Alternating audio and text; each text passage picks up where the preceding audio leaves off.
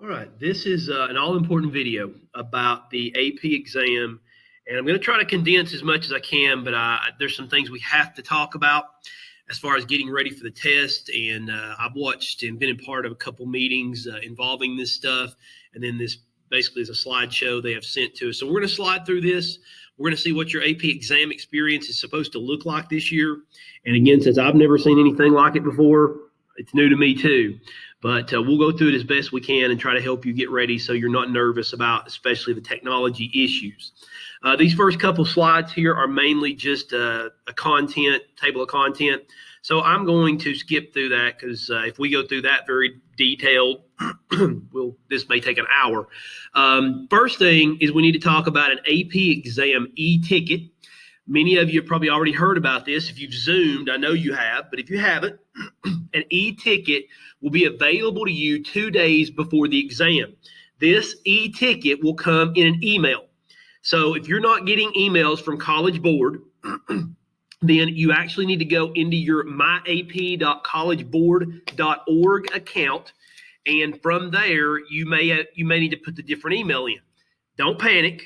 If you're not getting any emails, they still will make it possible for you to go into AP Classroom in your account and get your e-ticket. Your e-ticket is on this right here on the right side of your screen. That's what your e-ticket will look like. You will need this when it comes 30 minutes before the exam, 3:30 on May the 12th, Tuesday afternoon. And you will click on the Go to Exam, and that will take you to the testing window. All right, so that's what you use it for. That's what it's going to look like. It's personalized just for you. You can't transfer it to anybody else. And again, this is real important that you have one. So if you're getting the emails, there's no worries. If you're not getting emails, you might check with me and we can check on whether maybe you had a different email in or whatnot. You can actually check yourself on the website that's on the screen. But that's the importance of the e-ticket. So you guys should get these on Sunday, I believe. That'll be a week from this Sunday. You should be getting those. I guess what would that be? The 10th? You should get these on the 10th. All right, next thing. So you've got your e-ticket, and that's going to be valid for the May exam. If something goes wrong technically during the exam, you will have 24 hours to submit a request, and there is a website. I can get you that website, and I will if you need it. You can submit a request. Let's say your Wi-Fi crashes, your computer crashes, whatever happens, to take the June exam if something goes wrong in May, okay? So again, if something were to go wrong, we don't panic and think, oh, now I've lost all my credit. There is a June makeup date period. For human geography, it is Monday, June the 1st. So if something does go terribly wrong, as long as we get it submitted in 48 hours, we can deal with that. All right, the exam schedule, yours again is 4 o'clock on Tuesday, May the 12th. We don't need to go through all this other stuff. We know what to expect on this year's exam. I will recap this for those of you who maybe haven't saw it or heard everything, though. It is not going to be any more difficult than any time before, but it's not necessarily going to be any easier. In my assessment, I think it might be a little easier to get to a 3. Particularly for those who have fought through and worked the whole time. It kind of sounds that way to me, but that's just my guess. They're still going to scale it. They're going to try to put all the content we've covered in some way, shape, or form in the 2 FRQs that you have on the test. It's all about being a problem solver. It says over here on the right about you're not going to be able to Google answers. I mean, you could, but they're not going to put stuff on there you can Google. They're going to put stuff on there you have to think through using a geographic mindset.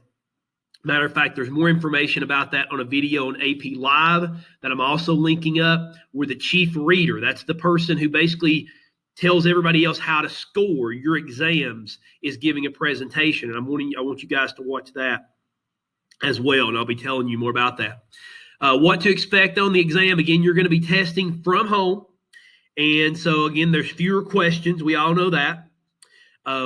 We will, as teachers, have a chance to review your exams later on in a few weeks and actually give some feedback to the College Board, which is very different from times in the past.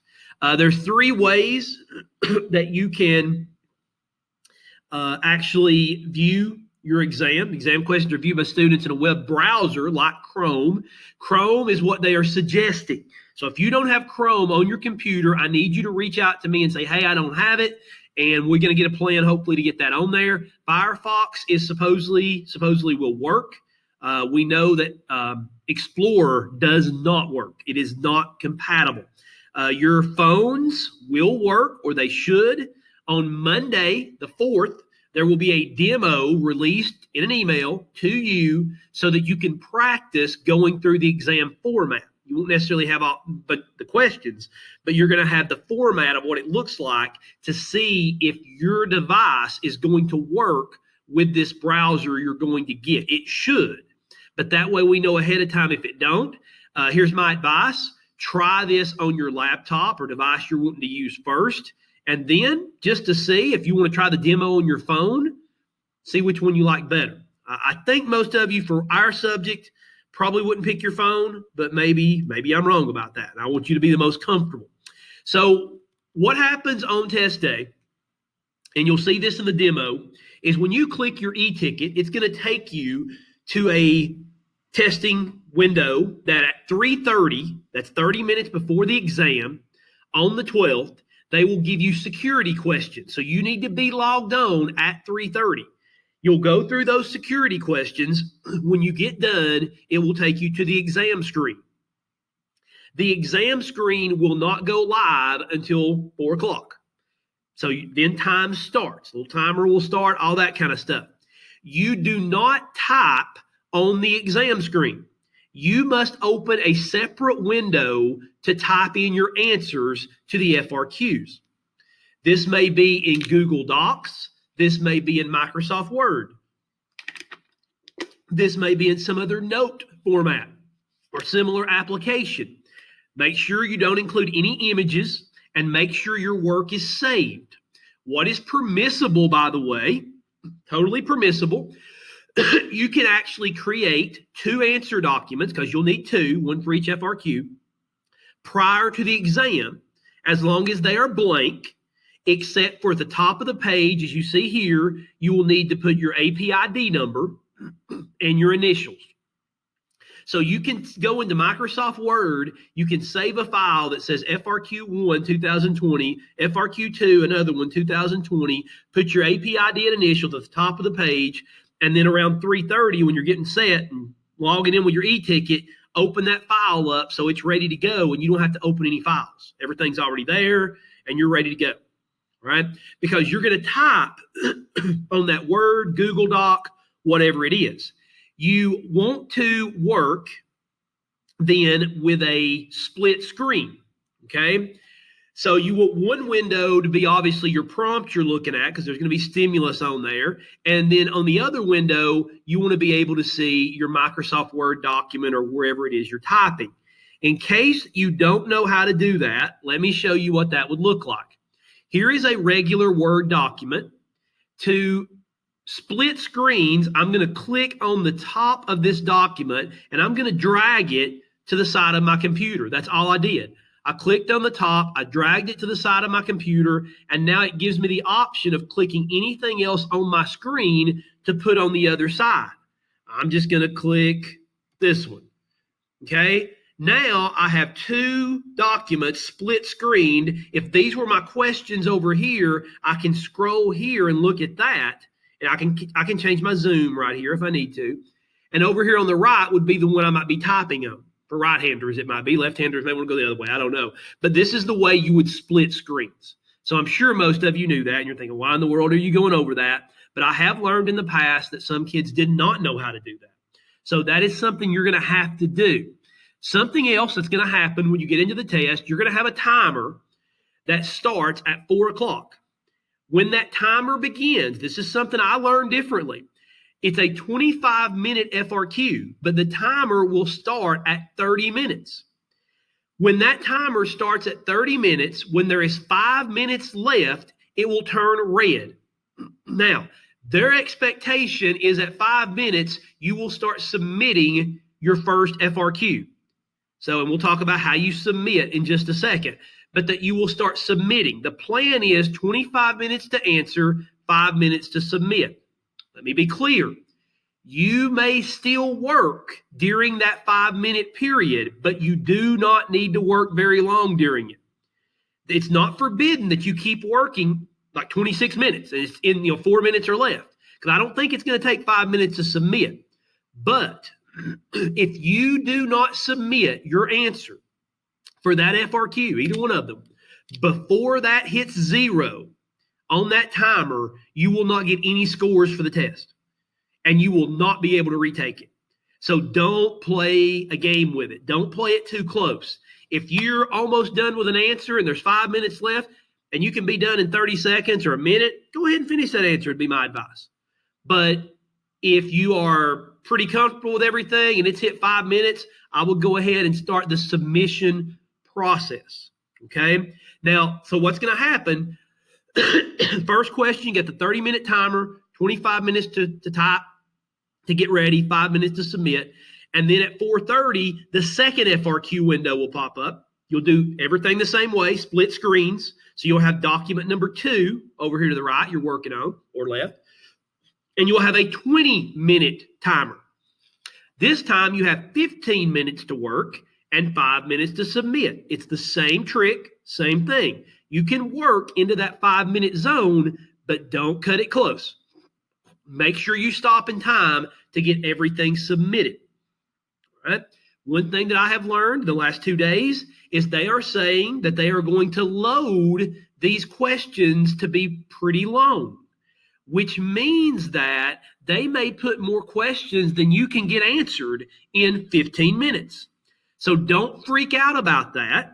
They are saying, and this tends to be true, if you leave out part D or part D and E on a 5-point question, you can still probably make a 4 on the exam if your other answers are good. If you leave out one part, you can still make a 5 on the exam if your answers are good. They're trying to provide opportunities. Now, you're not going to get away with, if you just answer B and say, yeah, I'll run out of time on the rest of it, that's not going to be good. Quality over quantity. Again, quality over quantity, but we also do have to get a good portion done. We don't have to get them all done. And so we don't freak out. There's 3.5 minutes left. I need to submit, but I think I can get this other prompt answered. I think once you get to about 3 minutes, you're getting to a danger zone. I would not let that clock tick under 3 minutes. Some of you may even get nervous before that. But I would not let it do that, especially if I felt good about my other answers. I definitely wouldn't let it do that, okay? And then no way would I let it go under like 250 something, or 2 minutes or something like that. So it'll be a 30-minute frame where 25 and 5, and then a 20-minute frame of 15 and 5 is how this will be set up. All right, so how do you then submit what you are working on? Let's talk about that. And again, your windows you can use for the test. Chrome is the one they want you to use. Firefox, Safari, or Edge. I'm not a big fan of Edge, but they say that will work. And it'll have your timer on there. Here's how you submit. All right, there's 3 options actually. Option number 1 for submission is using your Word document and using your control mechanisms, Control A to select all, Control C copies, Control V paste. It'd be good to practice all that between now and then. You will copy everything from your Word document, and they're going to have a text box over here that you can't type in, but you can paste into. So you select all of this, Control A, and then Control C, copy it, and then go over here and push Control V, and it'll paste in your answer. That's what I would do. That would be my option. I think that's the quickest way. And then you'll hit the submit button. You'll get to see what this looks like in the demo on Monday. Now, option number 2, if you would like to do it this way, you can. You may attach your document and click submit. There's going to be an option, if you're using a laptop especially, where you can attach your text document for Microsoft Word or wherever. But if you do that, make sure you have saved that document as a DOC, DOCX, PDF, text, or ODT document. Make sure that is the case. Make sure your AP ID and initials are at the top of the response, and make sure that you know how to do that. Now, I would do the copy and paste personally, but this is another option to submit it. And of course, we have two questions, so you would have to attach the first document after the first part of the test, hit submit, second one after the second part. A question I'm sure some of you will have if you're like me and you have bandwidth issues on your internet. What if it takes a long time for mine to upload? Are they not going to accept my score? They say that they have a device in place. This is what they're promising, that once you hit the submit button, you are not punished anymore. Now, you need to leave your screen as is, especially at the end of the exam. Let's say you get done with the first one and it's still uploading, but you've hit submit, you'll be fine. They let that run in the background while you keep working. At the end of the exam, you hit submit the second time, the second part. You need to leave the window open until you get a screen about your exam being complete, but you will not be punished for slow lag time on your computer. All right? I think that answers most of those questions. Mention side-by-side windows. A third option that I will mention to you, and here's what I'm asking. If you want this option, talk to me. Send me a message. Maybe even I might need to have a phone call with you so we're on the same page. If you're more comfortable with this, then I'm okay with it, but I want to make sure you're ready for it. You can handwrite your response on basically a normal sheet of blank white paper that's lined, and then you can take a picture of it. You got to put your AP ID on there, your initials, and use a dark pen. I would not say pencil. They say a dark pen or pencil. And when there's 5 minutes left, they say you take a photo of your response in a vertical format, and then 1 page per photo. If your response is longer than 1 page, you'll need multiple photos, and then you're going to attach those multiple photos, and you're going to attach those to and then submit to the same way you would do an attachment on the computer. Make sure all your pages are attached before you submit. Acceptable files are PNG, JPEG, JPG, and JPEG. All right. I do not advise that, but if that is something on a smartphone or tablet you want to do, check with me, and we will talk about that. All right. So we got some stuff we can skip here that does not apply to us. Testing with accommodations. I think I have talked to the people that this applies to individually. Requesting a makeup exam real quickly. If you have any issue on exam day that prevents you from testing, you will be directed to an online makeup testing request form. There's that email. If you want to go ahead and write it down, I can get it to you later, but that's the site that if something goes wrong, you must request a new e-ticket and submit what your problem was within 48 hours of your exam date. And they will review that, and they're telling us most likely approve it. The one thing they are not letting you take the June test for and say something went wrong is if you just don't hit submit in time. If you run out of time, they're having no mercy on that. Everything else they seem to have a lot of mercy for this year, but not that. Right? No need to call AP or College Board. If something goes wrong, really, guys, there's no need to call anybody. If something goes crazy wrong, if like something closes for just a minute, please don't close your browser during the exam. But if something were to happen accidentally and you can get back in quickly with your e-ticket, you can go back to work. But if it's like several minutes, then we'll do this applying for a retake. Let's say it does shut down on you quickly and you go back and work, but you feel like it really messed you up, then we can still apply for a request to take the one in June. So go ahead and give it a try if you have a short like breakdown, but if it's a longer breakdown, then we probably just need to go ahead and apply for the June date. The exam screen, when you see the demo, it'll guide students step by step on test day from your e-ticket on. This should be pretty easy. If something unexpected happens, some students will benefit from additional preparation and technology checks. That's why we wanted to do the demo on Monday. All right. A few other things here. Before the exam, stuff you guys are expected to do. Review your contact info. Like I mentioned earlier, make sure that you are getting your emails by College Board. Let me know if you're not. Check your technology. Monday, you'll get a chance to do that. They don't say you have to do the demo on Monday, but you need to do the demo, because if the demo works, the test will work. If the demo don't work, test's not going to work on your computer. So let us know, let me know, and I will let the right people know. We'll try to get that fixed. Practice submitting your response. Again, the demo on Monday. Gather what you need for the exam. For us, that's whatever notes you want to use. Okay. Now, 5, receive your confirmation and e-tickets. All right. So again, we don't have any special content to have ready except just your notes. Reviewing your contact information. If you want to know how to do this, I can give you more details. This will take a while, so I'm not going to go extensively, but you got to sign into MyAP, confirm your email. Though you'll see a page like this, and make sure you can change your email. You can update any of this information you need to. This is going to be the demographic material that in the past we've had to do bubble sheets for. Don't have to do that this year because you've already got these accounts. All right. All right. Checking your technology. You do not need any type of lockdown browser on this test. AP Classroom is not what's being used. If anybody has Grammarly or the plugin on your computer that you're going to use, it will need to be removed. If you need help with that, let me know. I don't know of anybody who has it, but Grammarly will prevent this from working.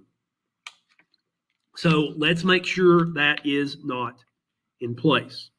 All right. All right, moving on. Preparing your documents for typing. Again, decide ahead of time whether you want to use Word, Notes, Google Docs, another application. They recommend turning on autosave. I do too. See, this is a big thing. Since you're going to have these 2 windows open, what happens if you hit a button on your document, or what happens if something goes down on your computer and you lose everything? If you are doing this with autosave on and it's saving every few seconds in your settings, you can set that to autosave, then you're going to be fine, except maybe losing a few words if something went down instead of losing the whole thing. So as a precaution, definitely set your autosave for your features and practice doing that in the next week. Again, before test day, like I told you earlier, they advise go ahead and create 2 answer documents that you can be ready to use. Just open them up, and there you go. All right. Of course, you've had a lot of practice with typing as far as documents go this year. We're not going to worry about the handwriting unless you reach out to me and say that's what you want to do. Again, there's information here about the demo. This, again, is coming on Monday. Everybody needs to practice that. And then there's information here about what you need on test day. For you guys, basically, it's your notes, it's the resources, it's whatever device you're using. You can be using your phone. Remember what you cannot do, what is not permitted. What is not permitted is any type of communication with any other person during the exam of any type. Any type of notes that you are sharing with other people, they must be on a local lockdown version or some type. In other words, nobody else can edit. That's the rule of thumb. If you're viewing notes that somebody else can be editing, then that is illegal and cheating. All right. If you are viewing notes that only you can see at that time and edit, then you're good. Here's the catch. You can work with your friends and your group all week, this next week, putting together some good notes to use, like you can get to real quick. You do not, if you're spending more than seconds, just a few seconds looking for something, you're hurting your grade, your score, you're hurting your performance. So you can work together to do that. But by the time we get to the test day, you must have downloaded or locked down your version of those notes so nobody else can edit them. Everybody got that? If you have a question about that, ask, because I could even see a situation like with OneNote. If you are working in your personal space and you've not shared that with anybody in your personal space, then you're fine. But if you're working in OneNote, maybe you got OneNote app on your phone and you're in a collaboration space, that is cheating, and they could wipe out your whole score and report it to colleges and stuff like that.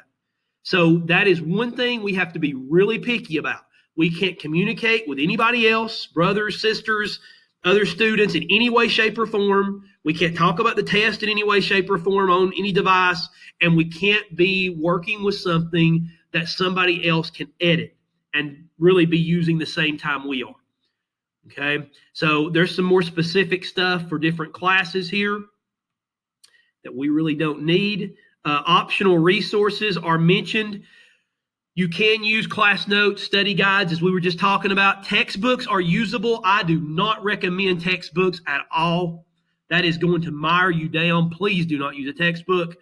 Previous assignments or assessments. You want to have some copies of FRQs out in front of you. Not a bad idea, especially if it's some maybe you struggled with and you've corrected your issues. As many as we've done, I don't think you want them all out there.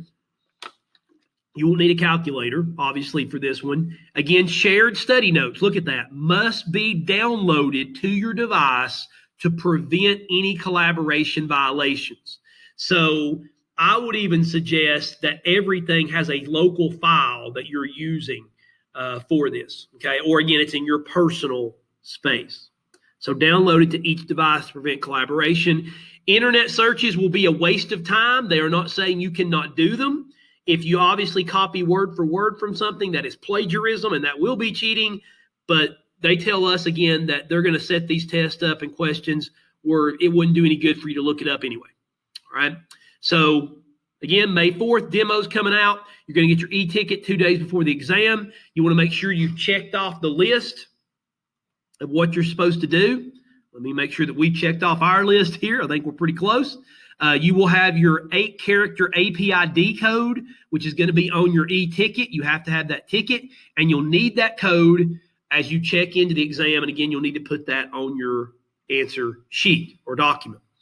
All right. Now, a little bit about exam day as we get close to wrapping up. Just a reminder, you are expected to check in 30 minutes before the exam. So you'll need to punch the e-ticket 3:30. You've got some security information that you will need to complete, and then your question will appear at around 4 o'clock. Okay, 25 minutes on the right is what ours will look like. 25 minutes to respond. There will be 5-minute submission. You can still work in this period, but again, be careful about that. Also, if you get done early, you will not be able to go on. So don't get done early. Look over what you can add. See if you can put some more details, examples, explain, discuss. By the way, just today, they basically told us in human geography, the prompts will be describe, explain, and compare. So practice with those. And know that getting done early isn't going to benefit anybody. Now, at the same time, don't change answers, just second guessing yourself just because you've got a little extra time. Look at how you might be able to add some detail and stuff like that. All right, testing environment. Do your best to test by yourself or in a quiet room.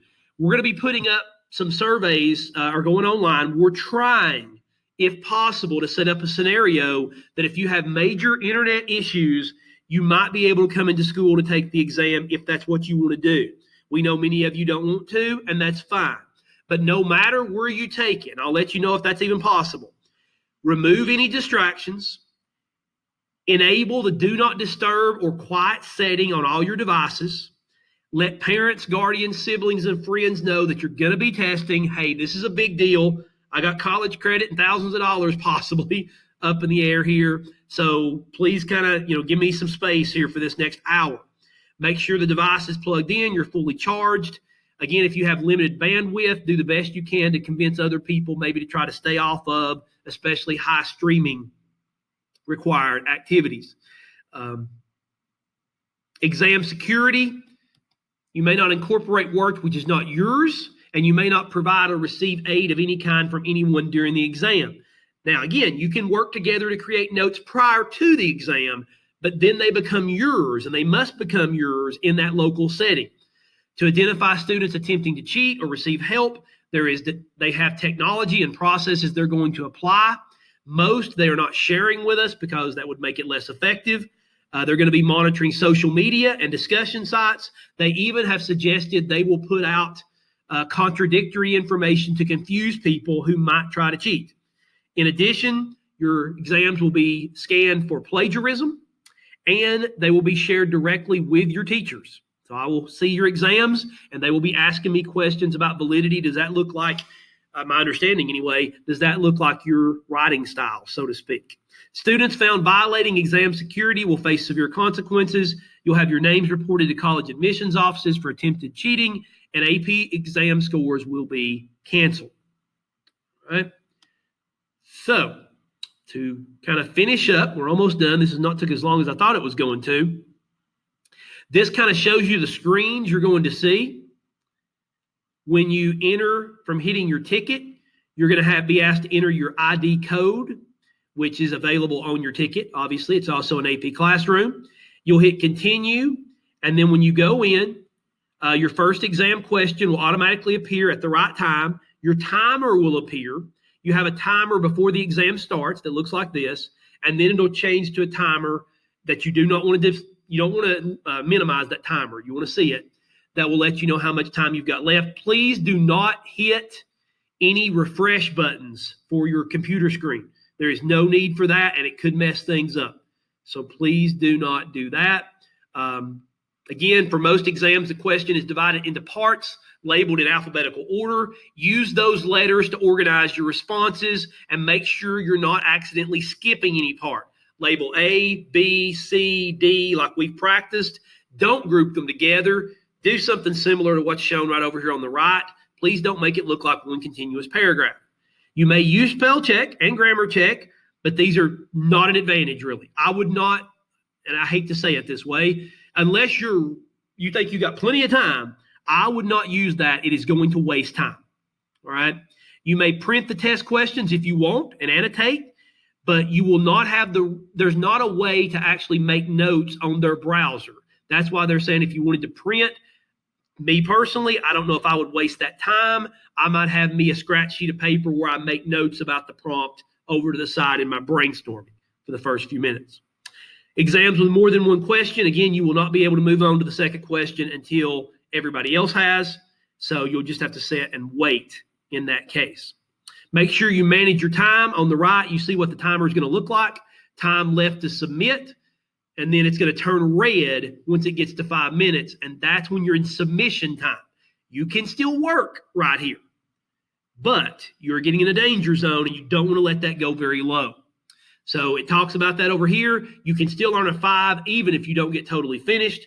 Now, if you don't finish half of them, you're not going to earn a 5, all right? But if you leave out one prompt on one and maybe don't get another one all the way finished, you could still get a 5, okay? If you don't submit your response on time, though, you will not get any credit. So don't lose track of time. And the AP will set their standards for 3s, 4s, and 5s so that it's not any more difficult to earn an AP score this year than it was in the past. My feeling is it may be even easier to earn a 3. They're not going to say that. They're never going to say that. But I've kind of got that inclination if, again, you're going through the process and doing it the right way. Submission, it gives you some pictures. If you're going to attach a file, they're going to ask you to browse for it over here on the right. And then you're going to pick that one. Then you're going to hit submit. Once you've hit submit, you're good to go. And that puts you within the time frame. I recommend copy and paste. Okay. Do not close any windows until you see this. All right. Your AP exam is complete. And then you should go to this website if something has messed up on you. All right. So if you hit submit, and it takes forever for your stuff to upload, that is okay. Don't close it. Leave it there. Let it keep uploading. And eventually this will come up. If for some reason it don't, we can go to this website and request a makeup at that point. All right. There's a few other things here about what could go wrong. If you accidentally close your browser and your device crashes quickly, you can go back to the e-ticket and return. And if you feel at the end, again, that you need to retake because it messed you up, we can submit that within 48 hours. Do not hit refresh. They keep saying that. They also say do not hit the back button and do not call AP. The reason not to call College Board is they have nobody in the office. Due to the COVID-19, they're working from home, and there is no call center right now on that. The rest of this is about AP exam scores and placement. I'll be real brief on this. They're saying that you will be getting your exam scores this year around July the 15th. Okay, so all exams will be scored in the homes of the readers, and you can get those on July 15th with scores of 1 through 5.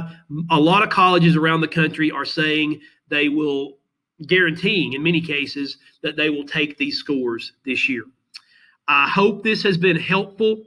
Again, we need to check our tech browsers and make sure we're all ready to go on that so we can do the demo on Monday. If you have any questions, please let me know. My last thing for you, and I saved it to last because I want to make sure you watch the video, is that you're going to need to go to the discussion forum in Schoology, and you're going to need to, in that discussion, of course, your name will be on there. Type in basically you have watched the video and understand, and an affirmative that you understand what's been on the video, and then any question, follow-up question that you may have, if you will put in there.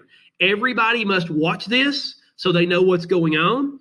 If people have not watched it by early next week, then I am going to begin making phone calls to make sure this is a test security information type thing that is a must. So you'll go to the discussion on Schoology, and you will then provide for me the proof that you have watched this. Okay, so please do that and guarantee it. Obviously, some people might lie about it, but then it's all on you if there is any type of issue. But thank you for watching, and again, hope this helps. Make sure you confirm you've watched on Schoology.